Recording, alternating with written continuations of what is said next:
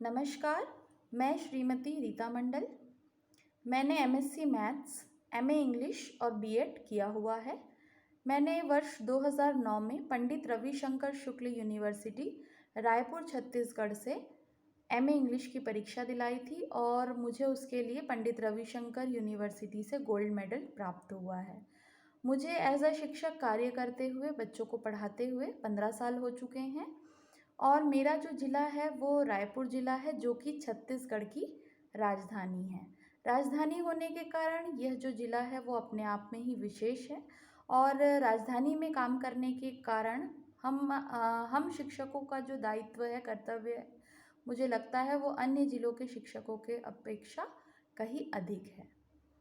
मेरे सामने जो समस्या थी वह यह थी कि मैं चाहती थी कि मेरे बच्चे दैनिक जीवन में भी कुछ अंग्रेज़ी शब्दों को, कुछ सिंपल सेंटेंसेस को वो बोलने में कंफर्टेबल फील करें और यदि कोई उनसे वार्तालाप अंग्रेज़ी में करे तो उसको वो सहज तरीके से समझ सके और उसका रिप्लाई वो कर सके। क्योंकि आगे जब वो दैनिक जीवन में अपने आगे बढ़ेंगी, किसी न किसी रोज़गार के लिए जाएंगी, इंटरव्यू के लिए जाएंगी, जब वो कंप्यूटर सीखेंगी तब उन्हें अंग्रेज़ी के शब्दों को वहाँ पर उनको पहचानना पड़ेगा, उनके अर्थ को समझना पड़ेगा।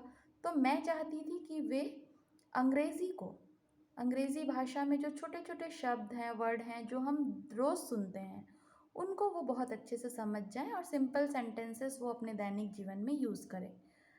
अब मेरी समस्या ये थी कि उनका जो परिवेश है, वो मज़दूर घर से आती हैं, उनके पालक जो हैं वो मज़दूर हैं।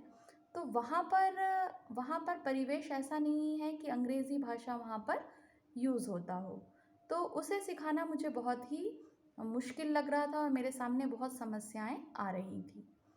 मैंने जब औरोबिंदो सोसाइटी द्वारा ZIIEI प्रशिक्षण प्राप्त किया, तब मुझे इस प्रशिक्षण में पता चला कि हम बिना पैसे खर्च किए भी शून्य निवेश से किस प्रकार से कक्षा में गतिविधियां करा सकते हैं और उन गतिविधियों के माध्यम से हम बच्चों की अवधारणाएं स्पष्ट कर सकते हैं।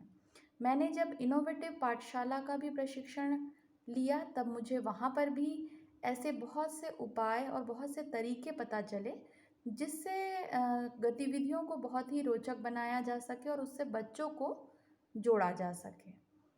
मैंने जब अपनी समस्या को औरोबिंदो सोसाइटी के श्री अविनाश जी और श्री अनीश जी से डिस्कस किया, तब उन्होंने मेरी समस्या को सुना और मैंने इस समस्या के लिए जो समाधान खोजा था उसे भी उन्होंने बहुत अच्छे से सुना और उस समस्या के समाधान को किस प्रकार से मैं अपने क्लास में एक्टिवेट करूं, उसे उन्होंने मुझे बहुत अच्छे से बताया और मुझे पूरा सहयोग दिया। तो मैं उनका बहुत बहुत धन्यवाद करती हूँ।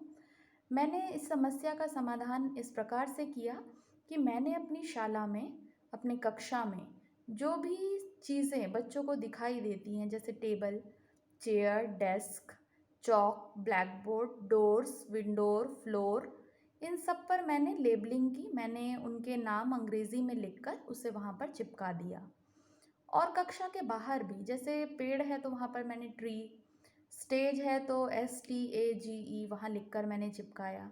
तो इस प्रकार से मैंने हर जगह पर अंग्रेज़ी के शब्दों को लेबलिंग करके वहाँ पे चिपकाया और मैं बच्चों से डेली जहाँ भी मिलती वहाँ बच्चों से मैं बातें करती कि बच्चों ये जो लेबलिंग किया हुआ है, ये जो चिपका हुआ है, ये क्या लिखा है, इसका मतलब क्या होता है।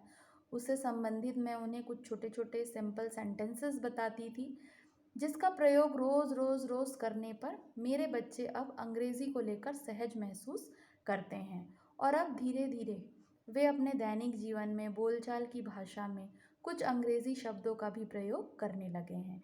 और अब मैं उनसे यदि कुछ अंग्रेज़ी में दैनिक जीवन के कुछ छोटे मोटे क्वेश्चंस पूछती हूँ तो वो उनका जवाब भी एक वर्ड में या 2 वर्ड्स में देने लगे हैं। तो मैं बहुत बहुत धन्यवाद करना चाहूँगी औरोबिंदो सोसाइटी का, HDFC बैंक का, कि इतने अच्छे प्रशिक्षण से उन्होंने मुझे जोड़ा और मैं अपने कक्षा में इतनी अच्छी गतिविधियाँ अब बिना खर्च किए शून्य निवेश के भी करा सकती हूँ। मेरी जो शाला है वो रोल मॉडल स्कूल है, क्योंकि रोल मॉडल व्यक्ति को देखकर हम उसके जैसे बनने की कोशिश करते हैं।